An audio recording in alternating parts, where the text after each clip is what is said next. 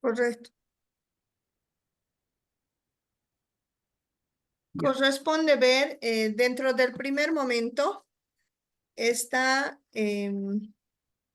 los ámbitos del análisis intra e interpersonal que está en la primera parte, el análisis situacional que corresponde el análisis del aula, el patio y la comunidad y luego viene lo que corresponde al sujeto transformador en relación con la comunidad. Eso es el producto para la primera semana, esa revisión.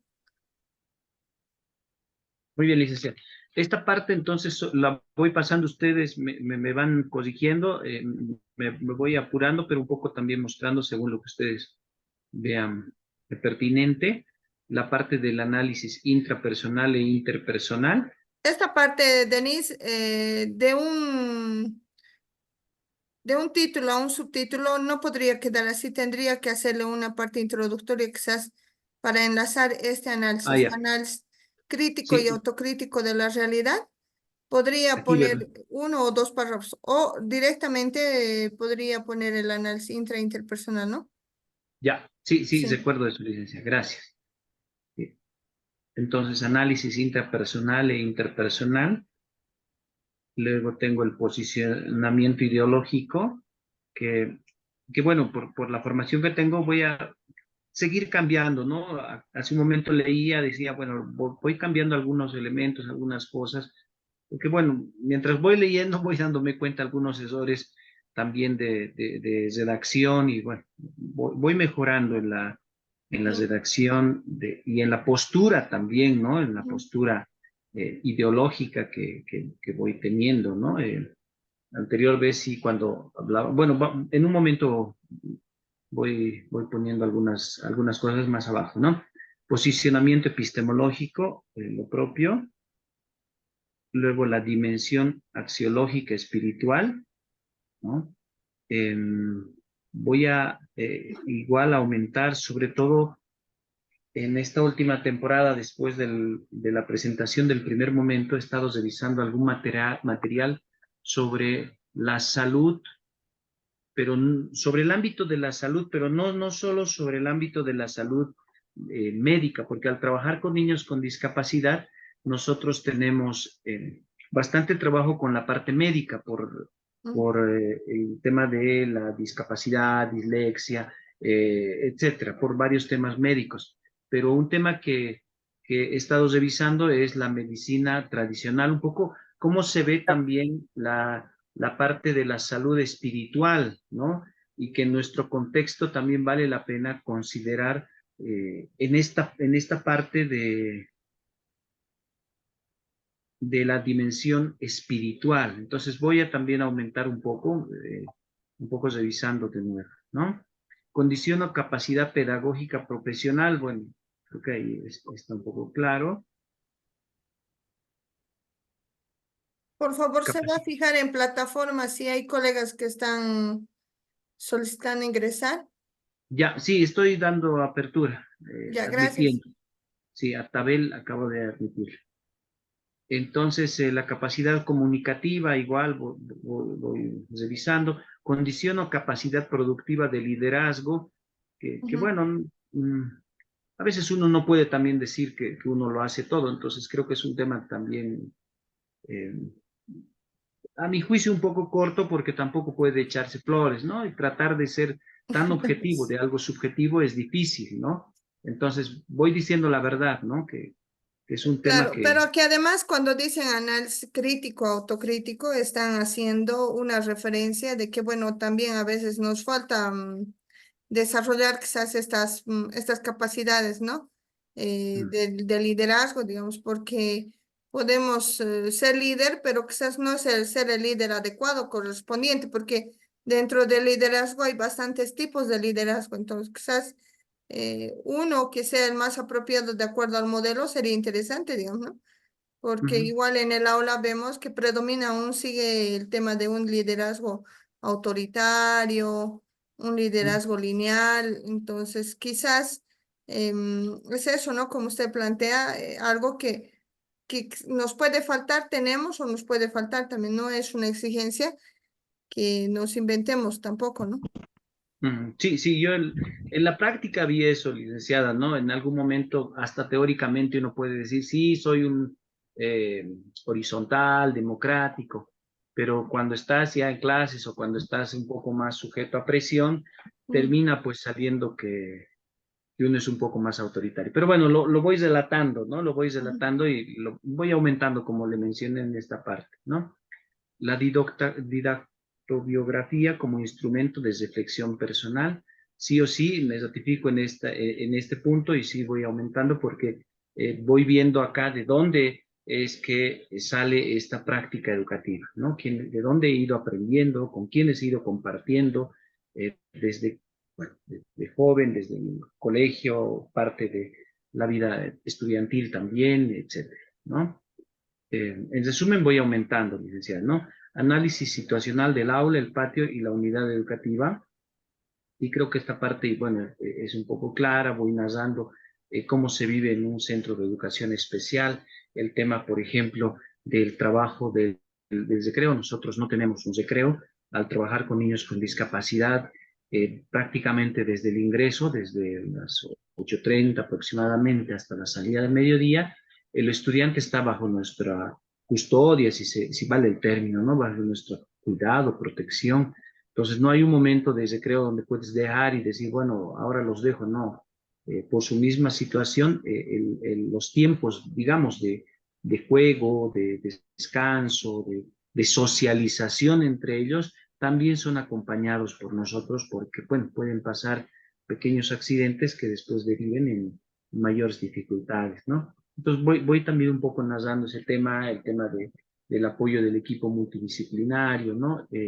Cómo es un poco la vivencia en un centro de educación especial, cómo los niños van compartiendo con niños más pequeños, con niños entre comillas normales, ¿no? Etcétera. Voy narrando esa parte y cómo se vive. Sí, quizá voy a seguir aumentando porque ahora mm, voy viendo que todavía hay más elementos para seguir narrando, ¿no? El nivel de concreción curricular, tomando en cuenta los elementos del currículum, objetivos, contenidos, metodologías. Entonces, bueno, acá voy narrando todo el currículum de educación especial, ¿no? La parte de las actividades del nivel de independencia social, que digamos en comparación a educación regular, sería aún primaria, ¿no? En educación especial se habla de independencia social y en el nivel en el que me encuentro trabajando es independencia social, un primer ciclo. Digamos que sí, un primer ciclo de un primaria, como antes se conocía de primero a tercero de primaria, ¿no? Ese es el ciclo en el que me encuentro trabajando y voy narrando algunos elementos del nivel, ¿no? Voy narrando las edades también, precisamente con las que voy trabajando, la discapacidad con la que trabajo, generalmente trabajo con niños con autismo y con estudiantes con discapacidad física.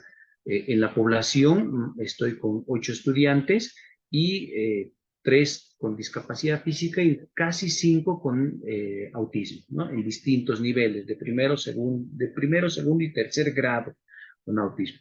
También voy narrando las materias que llevamos, ¿no? En nuestro nivel.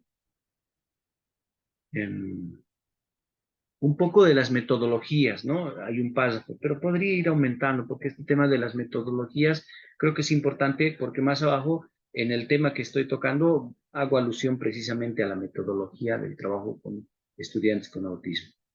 Lo mismo, los instrumentos de concreción curricular, ¿no? Los 30 años bueno, tenemos en el centro, un poquito voy narrando En desde lo esa parte, general. Denise, Sí, de las metodologías, sería interesante, por ejemplo, cómo en el centro es aplicable, no es aplicable, cómo hacen el tema de los momentos metodológicos.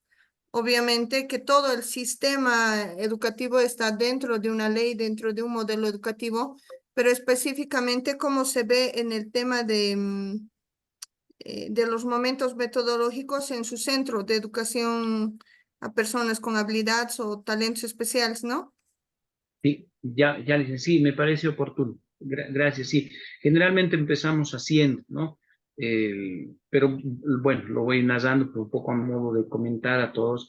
Generalmente empezamos con el hacer porque, bueno, son estudiantes que tienen tiempos un poquito más cortos en la atención necesitamos entrar pues en actividades manuales, actividades físicas, incluso en algunos momentos de descarga física, porque vienen pues bien cargados, como dicen, ¿no? En algunos casos, sobre todo quienes tienen TDAH, vienen con bastante energía y se sugiere sobre todo que puedan hacer actividades físicas, en algunos casos extremos, incluso ir a la cancha, dar una vuelta, hacer un poco de deporte y después pasar al aula, ¿no? Ujú. Pero permítame, estoy admitiendo a 2 personas. Sí. Pero sí, lo estoy colocando, gracias. Instrumentos de concreción curricular, como le mencionaba, un poco del POA, el PCP, el proyecto anual trimestralizado, ¿no? Eh, Creo que sí, aquí voy a un poco narrar también un poquito más, ¿no? De los PDCs.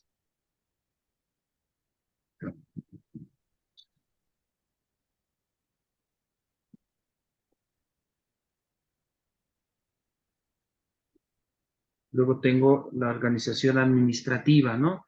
Como los roles, la carga horaria, los recursos económicos. Un poco voy narrando cuántos ítems tenemos, cuántos trabajan un poco con el Ministerio de Educación, quiénes trabajan con la alcaldía, bueno, el equipo multidisciplinario, las 108 horas con las que trabajamos, las 8 horas de apoyo a las escuelas regulares que tenemos, ¿no?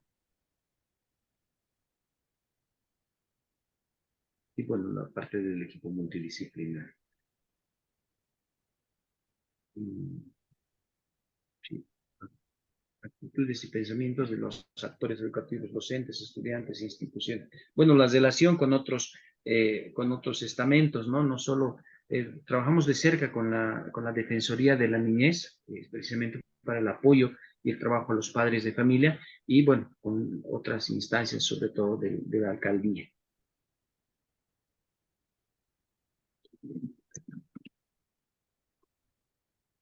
Acciones y o políticas educativas que se emprenden en el entorno del maestrante.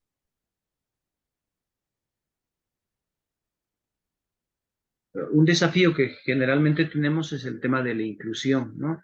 De podernos incluir a distintas actividades sociales, también de juego, con otras escuelas, con la misma comunidad, ¿no? Con la que trabajamos. Nosotros estamos en la zona de los Andes, en la ciudad del Alto, entonces esta relación con la Junta de Vecinos, cuando nos prestan la cancha, etcétera. Aquí también aumentando un poco y narrando eso, ¿no? Sí, tiene que Bueno, aumentar porque no puede quedar con un párrafo nada más. sí, sí, me estoy dando cuenta que sí, falta mucho, perdón. Relación interinstitucional con el entorno, lo que le iba mencionando, ¿no? Sí.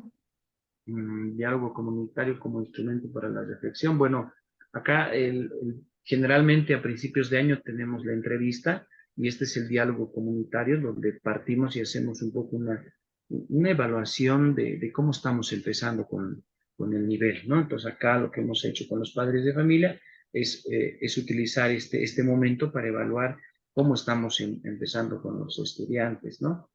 Ujú. Y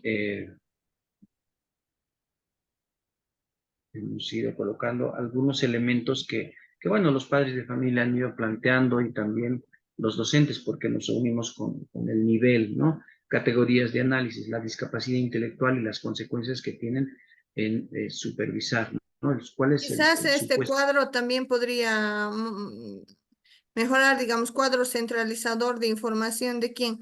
Información solo de los padres o de toda la comunidad educativa, digamos, ¿no? Muy bien, sí. Sí, sí, tengo que aclarar acá porque lo que perciben los papás un poco al principio de año es un poco tratar de encontrar solución a la discapacidad, ¿no? Por lo menos eso es lo que me habían eh, un poco transmitido, ¿no? Vinieron un poco con la idea de que en el centro un poco iban a ser resuelta esta discapacidad y siempre un poco es un tema que, bueno, cargan ellos, ¿no? Como que buscan una solución a la discapacidad y dicen, bueno, ahora ya no va a tener discapacidad o se va a sanar, etcétera. Y eso es un tema que todavía se lo va trabajando a lo largo del año y en muchos casos bastante tiempo, ¿no? Es parte del duelo también, ¿no?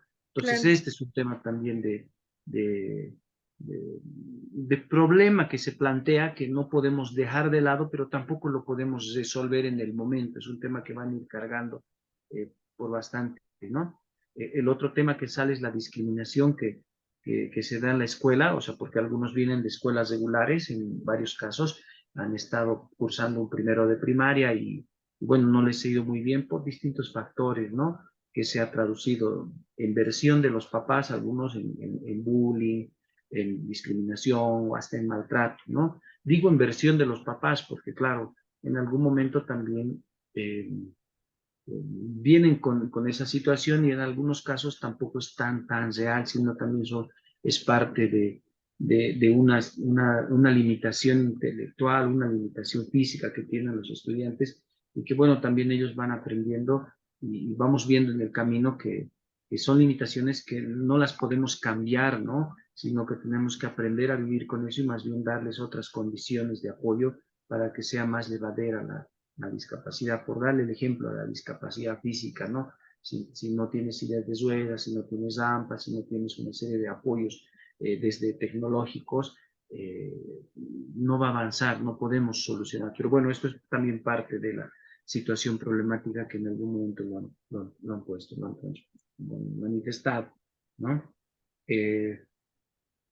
Poco apoyo y acompañamiento de los maestros, sí, también lo han manifestado, ¿no? Que bueno, como maestros no hemos llegado a apoyar a los estudiantes, sino a hacer lo mismo, tal vez tratar de trabajar, varios decían sí, de la misma manera, si el estudiante no puede agarrar un lápiz, entonces difícilmente va a poder estar con otros estudiantes que bueno, agarran el lápiz, o en el caso de autismo, hay algunas conductas que incita pues, a los demás estudiantes, ¿no? El tambaleo o el aleteo o los ruidos que hacen los mismos estudiantes afecta también a los estudiantes con autismo y bueno, este es un tema que lo han planteado también, ¿no? Otro tema, el abandono de los padres de familia. Bueno, ellos mismos han manifestado, ¿no? Que hay extremos también, porque no solo es el darles atención, el estar sobre los estudiantes, sino en algún momento hay padres de familia que los dejan, ¿no? Los dejan y ven como centros, como guarderías, ¿no? A los centros de educación especial. Y bueno, es un tema también que se lo ha puesto, ¿no?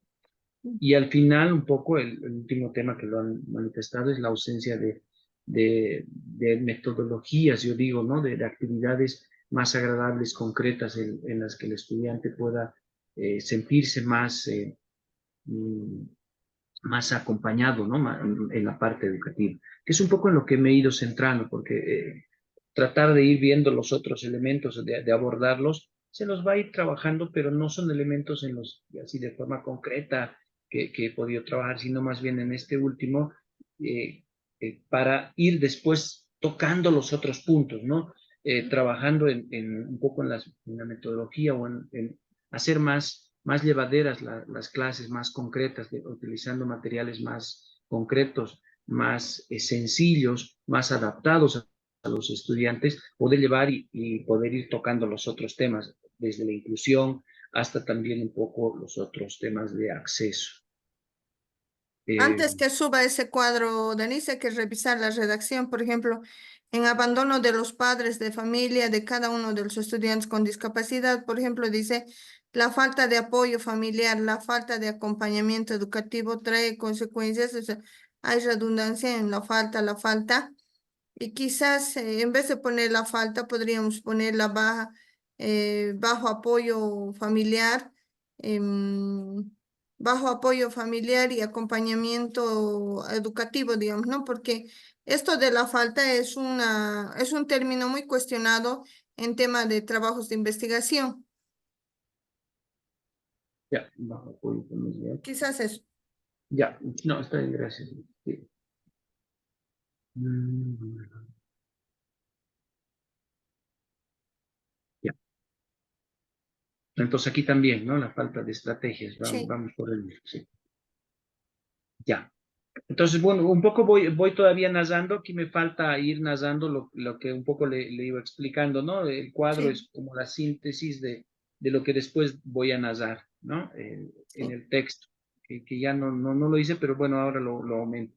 Y bueno, nosotros en estas reuniones, para que sea algo más concreto con los padres de familia, lo que hemos hecho es utilizar la cartografía social pedagógica como instrumento de organización. Bueno, en su momento lo que he utilizado ha sido la pizarra y bueno, tratar de, junto a la pizarra, un papelógrafo y tratar de escribir. Ya después, cuando he revisado un poco la bibliografía, he encontrado que este instrumento, esta forma de trabajo se llama cartografía social pedagógica.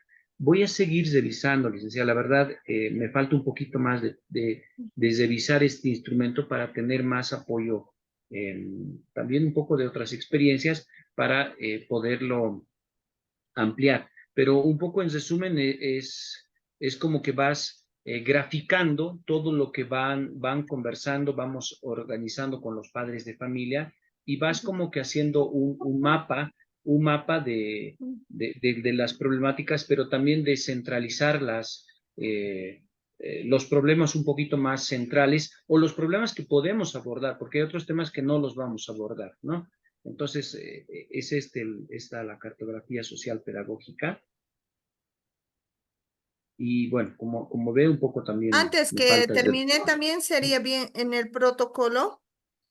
Hay varios instrumentos para esa parte del análisis, como es podría acompañar a esa su cartografía, esto, la de la bitácora profesional o esa biopraxis educativa, digamos, podría incluir uno de esos dos o los dos instrumentos para acompañar el respaldo del análisis crítico de ese ámbito, ¿no?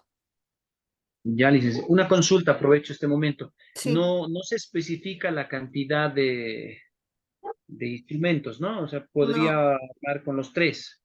puede, inclusive hay trabajos que han trabajado con casi todos los instrumentos, pero la cosa es que usted aplique y cómo Ya, analiza o interpreta los resultados, porque no se trata de aplicar por aplicar, sino cómo ahora yo interpreto esa información, digamos, ¿no? Pero ya. sí sería interesante porque en tema de educación especial es un poco más delicado, más personalizado, es un poco de tener criterio propio, inclusive para eh, ir definiendo ciertas situaciones porque a veces hasta las mismas categorías se manejan mal, ¿no?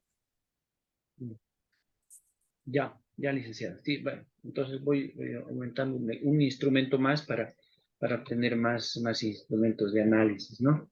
Bueno, el sujeto transformador, em, empiezo con el análisis y la organización de la información, ¿no? Lo que un poco le iba narrando. Y, bueno, está acá un poco ya los supuestos problemáticos. Acá ya está un poco la narración de cada uno de los elementos del cuadro que arriba le he mencionado, pero que, bueno, están de forma cortita. Entonces, sí, acá es donde voy a aumentar más que arriba, ¿no? Ujú. Cuadro. En esta parte del sujeto transformador, ustedes como maestrantes tienen que tener esa lectura de reconocer, reaprender, comprender de que se está haciendo una investigación decolonial, pero en relación y en desarrollo con la comunidad. Entonces, es como demostrar de que ustedes son sujetos transformadores comprometidos con esa comunidad educativa de poder transformar esa realidad que ha de ser Mm, consensuada con esa comunidad para poder transformarla, ¿no?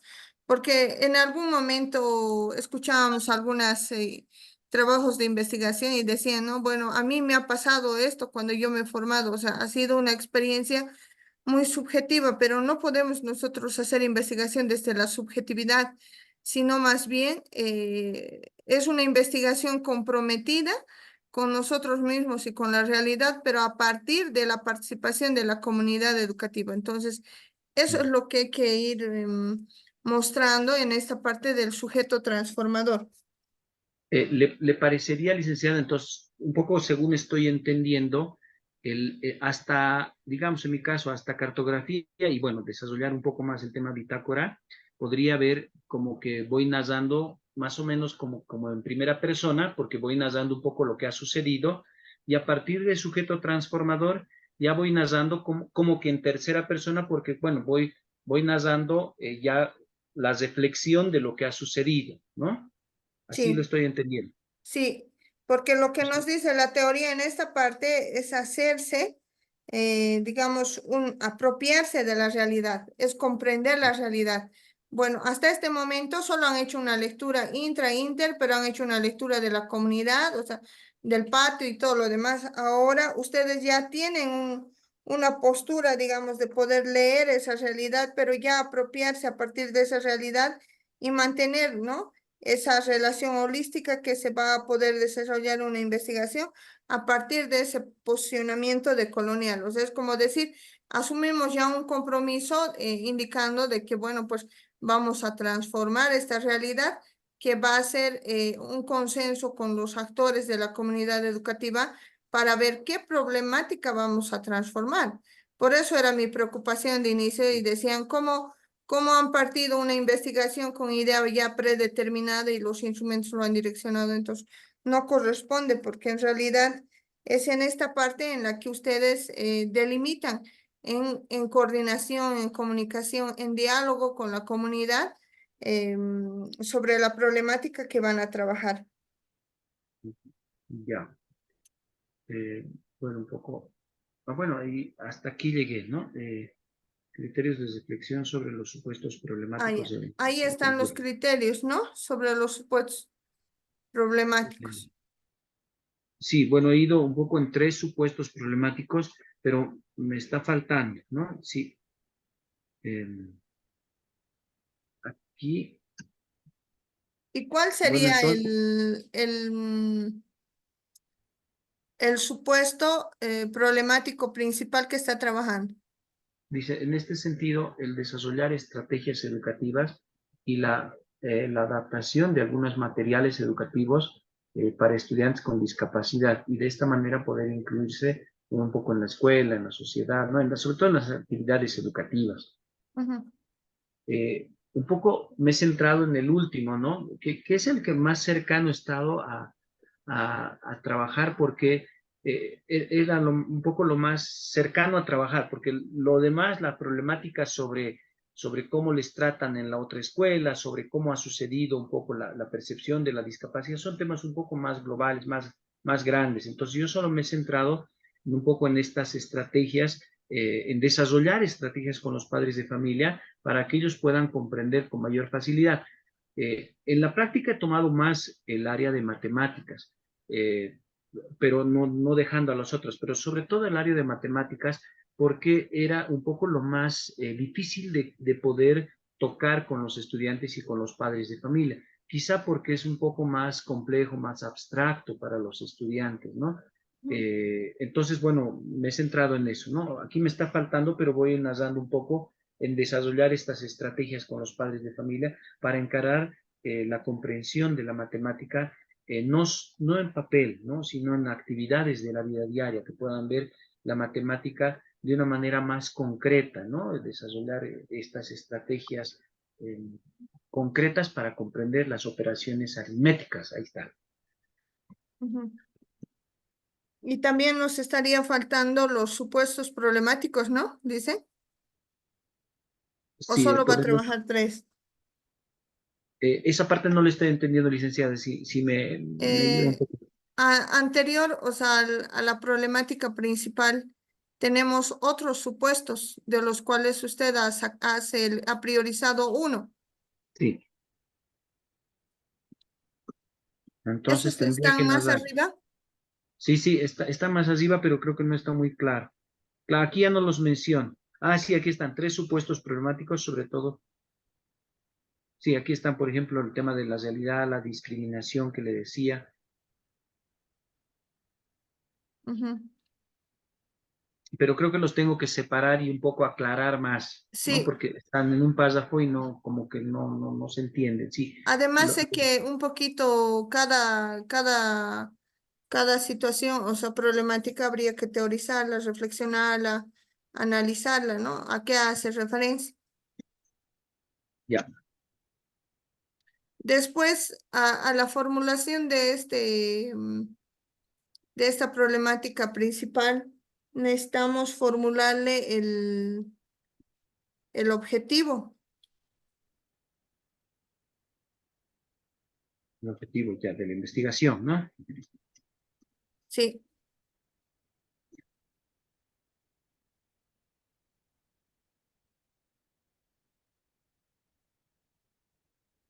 Bueno, bueno, entonces un poco acá concluyo con ya el objetivo de lo que voy a realizar.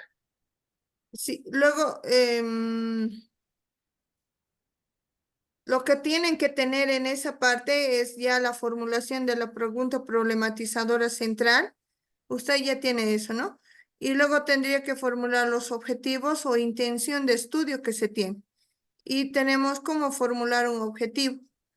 Y bueno, pues a la anterior habíamos hecho una revisión. No sé si lo tienen, pero a ver, les mando al grupo y usted lo revise y hacemos el intento de la formulación del objetivo. Ya, gracias. Ahorita está. Ya está.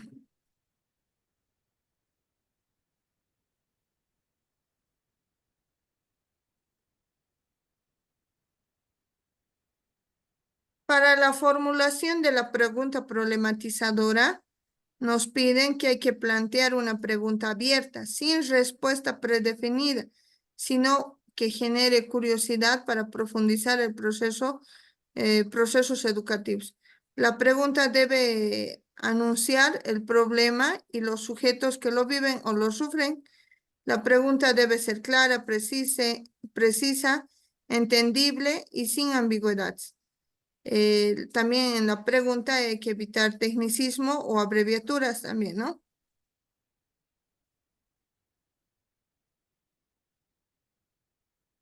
Con con esas condiciones, ¿cómo llegaría a ser nuestro objetivo? Perdón, nuestra pregunta problematizadora.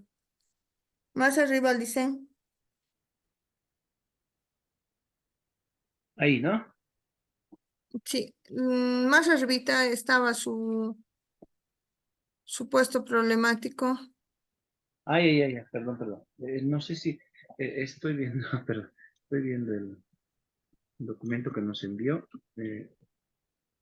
Ahora sí.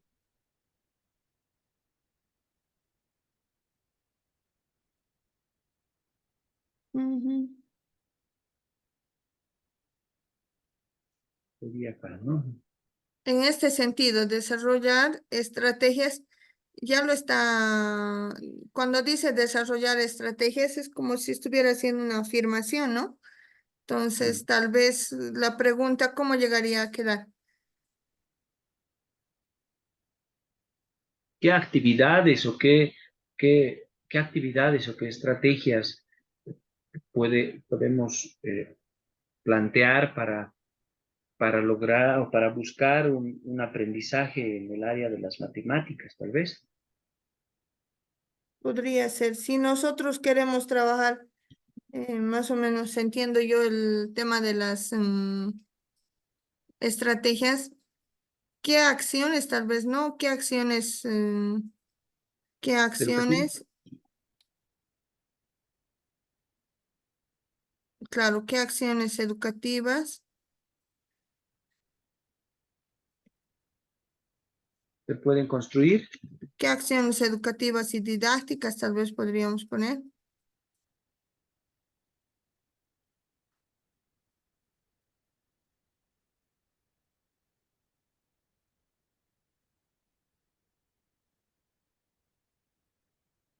Se pueden asumir o desarrollar. pueden desarrollar, ¿no? Sí, se pueden desarrollar. Y lo puede copiar desde esta parte donde dice para estudiantes con discapacidad. Y